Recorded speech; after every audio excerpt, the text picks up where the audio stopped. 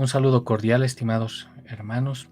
Hoy nos toca ver un aspecto importante, un análisis social, lo que está aconteciendo en Bolivia, en La Paz,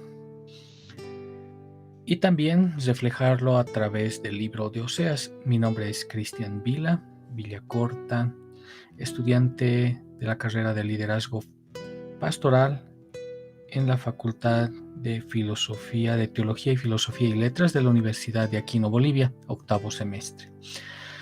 Antes de comenzar, veamos ciertos aspectos a nivel global, lo que está sucediendo primeramente en Bolivia, luego bajar un poco más a nivel ya Bolivia y luego a nivel local. Vivimos en un tiempo muy difícil en todas las esferas.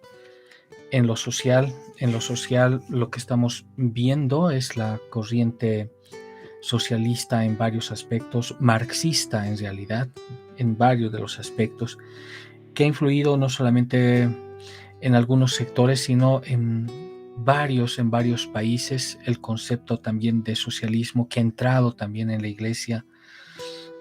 Y los problemas que tenemos a nivel mundial también se reflejan a nivel de iglesia, a nivel de familias, y eso es algo muy serio, porque teniendo en cuenta también la labor de la iglesia que está desempeñando.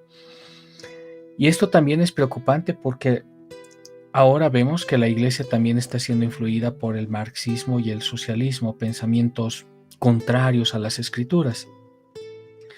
Pero no es algo de sorprender. Ya haciendo un estudio, ya en su estudio, James Siri, en su libro El universo de al lado, habla sobre este aspecto de la crisis del teísmo, pero hace un enfoque también de forma histórica acerca de eso, y él marca en una de sus páginas de su investigación de forma histórica la crisis del teísmo que empieza en la Edad Media. Antes de eso, el mundo funcionaba bajo el pensamiento crítico cristiano. Si bien no todos eran cristianos, pero todo era filtrado por el pensamiento del cristianismo.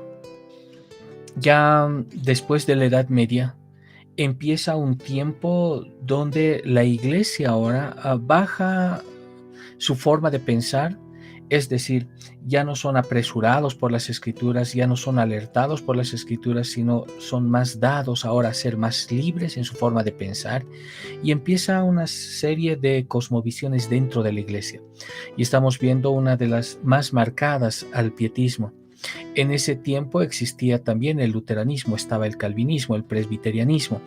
No había como tal el pentecostalismo o el metodismo como lo vemos ahora. Solamente esas corrientes. Pero el luteranismo cambia. El luteranismo empieza a ser más pietista.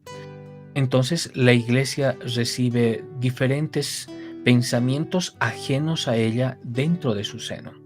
La iglesia entonces empieza a retroceder en su forma de actuar y empieza a abrirse también en su forma de pensamiento para ser más tolerante, más tolerante. Y esto ha llevado primero a que la iglesia pueda ser pietista. Entonces, la iglesia como consecuencia deja de ser una contracultura. La iglesia se va convirtiendo en una subcultura hasta el día de hoy. Pero otros autores también han reflejado esta crisis del teísmo, que a partir de la crisis del teísmo, después de la edad o a finales de la Edad Media, empiezan a aparecer ahora otras cosmovisiones que antes no existían. No quiere decir que antes del cristianismo o antes de la Edad Media propiamente no había otras cosmovisiones. Estaba, por ejemplo, el gnosticismo, el judaísmo, había otros sectores también que se luchaban, estaba el anabaptismo, pero la iglesia era fuerte. La iglesia concentraba su pensamiento dentro del marco que se le daba. Debemos entender que la iglesia era confesional. La iglesia histórica siempre ha mantenido credos, confesiones, catecismos, que son el marco referencial de su doctrina para no desviarse. Pero pasado el tiempo, dejando entrar pensamiento liberal, la iglesia va a rechazar más adelante con otros grupos lo que es la confesión. los catecismos y los credos. Debido a esto, entonces, la Iglesia va a afrontar más adelante serios combates en el cristianismo en la forma de pensar. Por ejemplo, un libro que resume acerca de lo que está nuestra situación actual como Iglesia, que se refleja también de lo que es la sociedad, es el de Landa Coppe. Landa Coppe, en su libro El modelo de transformación social del Antiguo Testamento, es un libro editado por la editorial Jukum, el modelo de transformación social del Antiguo Testamento. Entonces, ella escribe algo también que refleja la situación actual de la Iglesia. Dice así, y cito: la consecuencia de un evangelio rebajado y dualista es obvia en el mundo en que vivimos. Nunca ha habido más cristianos en más iglesias, en más países y en más lenguas del mundo, pero creo que también sería justo añadir que nunca antes la extensión de la iglesia ha ejercido menos influencia en las comunidades circundantes. La iglesia cristiana actual es una iglesia extensa y débil, porque ha perdido gran parte del mensaje evangélico. No es solamente Landa Coppe la que hace esta crítica acerca y esta investigación acerca del cristianismo. En su tiempo también, si vemos a Francis Schaeffer también en su libro titulado El gran desastre evangélico, hace también referencia a esto, hace referencia a ese problema, a ese gran problema que ha entrado a la iglesia, como es el relativismo. Entonces, más adelante va a llamar a esto también, y vamos a encontrar otros libros escritos también de Francis Schaeffer hablando de la era de la sinrazón. Por otro lado, también Abraham Kuyper, que fue primer ministro también de Holanda, en su libro titulado Conferencias sobre el Calvinismo, una cosmovisión bíblica, hace también un llamado de alerta diciendo que el cristianismo ha perdido su cosmovisión bíblica. En realidad no la tiene. Y anda también en diferentes sistemas de cosmovisión, pero no propiamente el bíblico. Hace una alerta acerca de lo que estaba pasando en su tiempo. Y en su tiempo, Abraham Kuyper estaba luchando con el tema del modernismo dentro de la iglesia. Pero otro autor también, en su investigación, John Gresham Machen, en su libro Cristianismo y Liberalismo, hace una exposición también de lo que estaba aconteciendo en su época. Y en su época, a diferencia de Abraham Kuyper, él lucha ahora, y van a luchar desde el seminario de Princeton, van a luchar contra el liberalismo, la forma liberal de establecimiento que toma ahora la iglesia, esa forma liberal de las cosas sagradas dentro de la iglesia. Otros también, como Os Guinness en su libro Amarás a Dios con todo tu corazón, también va a hacer una exposición desde otro punto y en otra época también acerca de los combates de la iglesia con otros sistemas de pensamiento. Es decir, no precisamente que la iglesia haya combatido, sino que la iglesia ha estado dejándose llevar por todos estos pensamientos. Y Os Guinness va a hablar del secularismo dentro de la iglesia. Y vemos también otros libros, podemos ver otros libros también acerca de todo esto que van a reflejar propiamente todo lo que se refiere a una cosmovisión. Es decir, la iglesia como tal ha perdido su cosmovisión. Antes de la Edad Media, la iglesia tenía y estaba centrada en una cosmovisión bíblica. Pero nos preguntamos, y aquí es indicado preguntarnos si cada cristiano tiene una cosmovisión bíblica. La respuesta tácita sería que no. Porque solamente Dios tiene una cosmovisión bíblica. Él sabe las cosas, Él sabe cómo van a caminar las cosas y Él sabe cómo van a terminar las cosas. A nosotros se nos manda a que tengamos una cosmovisión bíblica por medio de la santificación. Romanos capítulo 12, verso 1 habla acerca de esto. Entonces, tenemos problemas sociales en todo el mundo, y esto también se refleja dentro de cada país. Y también en esa esfera de país, también tenemos los mismos problemas ahora dentro de la iglesia. Es decir, ahora en estos tiempos la iglesia lucha algo más fuerte que una parte del secularismo o, o del liberalismo o el materialismo, el humanismo, el hedonismo o el nihilismo. La iglesia ahora lucha con el posmodernismo. El posmodernismo es la suma de todos estos pensamientos, ¿no? Estos pensamientos, estas cosmovisiones dentro de la esfera cristiana. Ahora, no solamente el relativismo está fuera de la iglesia, sino dentro de la iglesia. Ahora se maneja dentro de la misma iglesia. Uno puede decir, esta es mi verdad y cuál es tu verdad.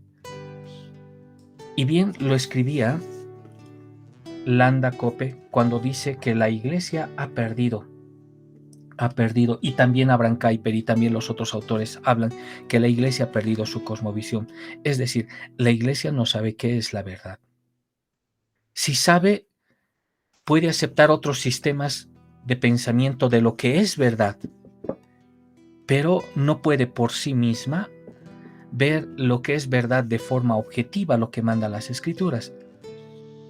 Entonces tenemos un tiempo muy peligroso, muy peligroso. Es un tiempo en que todo vale, todo vale. Y dejamos de lado las cosas que el Señor nos ha mandado. Es un tiempo para regresar a las escrituras. Y ese también es la oración de la iglesia. La iglesia ha estado orando, la iglesia reformada en sí está orando por otro despertar, otro despertar. Y con todo ese marco de contexto, veamos ahora el libro de Oseas. Veamos si se identifica la situación que estamos viendo con el libro de Oseas. ¿Cuál es el tema principal del libro de Oseas? El tema principal del libro de Oseas es la transgresión del pacto que Dios hizo con el pueblo, cuando el Señor los había redimido desde Egipto. Ese pacto fue establecido en el monte Sinaí, en el desierto, en el momento en el cual el Señor encontró a Israel como una uva en el desierto, nos dice el texto, y como las primicias de la higuera en su primera cosecha, en Oseas capítulo 9, versículo 10. Ahora, allí, en este contexto, allí Dios tomó a Israel bajo sus alas. Y allí nos dice la palabra que Dios amó a Israel. Y utilizando ese lenguaje de familia, llamó al pueblo mi hijo. Eso lo vemos en Oseas capítulo 11, versículo 1. Sin embargo, nos vemos, y cuando nosotros sumergimos en todo el contexto de lo que está hablando Oseas, Israel se apartó de Dios. Israel se aparta del Señor. Y entre más los llamaba, nos dice el texto, más se alejaba de él. Y así transgredió el pueblo el pacto que Dios, como un acto de gracia, había establecido con ellos. Oseas nos describe aquí el pecado de Israel. ¿Cuál es el pecado de Israel? Y Oseas va a describir en detalle el pecado del pueblo. El pueblo quebrantó no una, sino continuamente los mandamientos del decálogo de Dios, es decir, la ley de Dios. Eso lo podemos en Oseas el capítulo 4, los versos 1 al 2. Y en particular nos muestra que ellos practicaron la adoración a ídolos. Y en base a esto, una ilustración contundente de la relación del pacto quebrantado fue la relación matrimonial, esa relación matrimonial infeliz entre Oseas y su esposa Gomer. El capítulo 1, versículo 2 muestra esa parte. Entonces, ella le fue infiel a su esposo. Y la profecía en base a esto enseña que ese devaneo que había se asemeja también a esa infidelidad de Israel hacia su esposo, es decir, el Señor. Oseas terminó tomándola de nuevo, porque el Señor así lo manda. Oseas terminó tomándola de nuevo, y ese acto, ese mismo acto de Oseas tomando de nuevo a Gomer, se asemejó más a la frecuente actividad de Dios de restaurar a Israel después de sus numerosas infidelidades.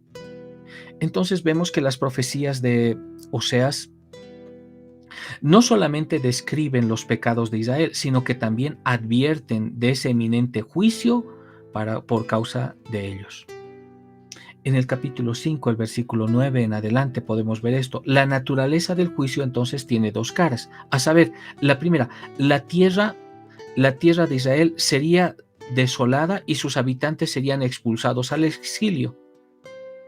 Aunque ciertamente vendría juicio sobre Israel, aquí vemos que Oseas incluye un elemento de gozo. Oseas incluye ese elemento de gozo, no solamente de gozo, sino una esperanza para el pueblo de Dios en el futuro, después de ese juicio. El castigo venidero a Israel no sería el fin, sino que Dios traería un espléndido tiempo de restauración. Eso, hermanos, eso anima bastante. Puede parecer una época oscura, y ciertamente lo es, pero Dios ha mantenido fiel a su iglesia. Siempre ha habido en cada época un remanente fiel, siempre, y Dios ha guardado a su iglesia. Por eso también oramos por un despertar, por una restauración de parte de Dios, para su gloria. Uno de los problemas más grandes que tenemos ahora, y me refiero también al liderazgo, es la parte epistemológica. Somos portadores de conocimiento, pero no podemos adquirir más conocimiento. No porque no tengamos la capacidad, sino porque el sistema de vida, la cosmovisión que hemos adquirido nos ha moldeado de esa manera. Necesitamos ser renovados. Por eso el encargo en Romanos capítulo 12, versículo 1. Si me acompaña una vez más para leer. Romanos capítulo 12, versículo 1 dice: consiguiente, os ruego, hermanos, por las misericordias de Dios, que presentéis vuestros cuerpos como sacrificio vivo y santo, aceptable a Dios, que es vuestro culto racional, y no os adaptéis a este mundo, sino transformaos mediante la renovación de vuestra mente, para que verifiquéis cuál es la voluntad de Dios, lo que es bueno, aceptable y perfecto. Estamos llamados a renovarnos. Estamos llamados a seguir adelante, como la iglesia, el lema de la iglesia reformada: Ecclesia reformata semper reformanda. La iglesia reformada siempre reformándose. No hemos llegado a un tiempo de que ya estamos reformados. Eso continúa, y eso es hasta la venida de Cristo. Hermanos, una llamada de atención para cada uno de nosotros, a que podamos priorizar las cosas del Señor. No es como me gusta, sino como le gusta a Él. No es como yo creo conveniente, sino como Él lo ha ordenado.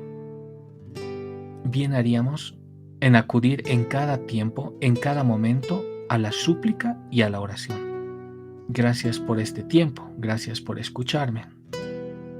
Que el Señor les bendiga.